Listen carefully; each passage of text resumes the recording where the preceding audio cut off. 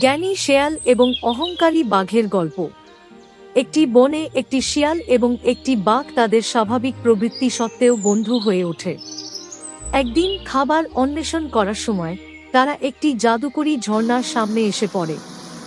ঝর্ণাটি সকলের একটি করে ইচ্ছা পূরণ করে, কিন্তু শুধুমাত্র যারা নম্রতার সাথে ঝর্ণাকে তার ইচ্ছা জানায় তাদের জন্য। বাঘ তার শক্তিতে গর্ব করে বলে, আমি চাই পুরো বন আমাকে প্রণাম করুক। শিয়াল নম্র এবং জ্ঞানী হওয়ায় ফিসফিস করে বলল, আমি আমার বন্ধুদের প্রয়োজনে সাহায্য করার ক্ষমতা চাইব। ঝর্ণার কাছাকাছি আসতেই বাঘের গর্বিত শব্দ প্রতিধ্বনিত হল, কিন্তু ঝর্ণা চুপ করে রইল। শিয়ালের বিনীত ইচ্ছা মঞ্জুর হল। তথাস্তু। একবার প্রচণ্ড খরা জমিতে আঘাত হানে এবং বাঘ দুর্বল হয়ে পড়ে।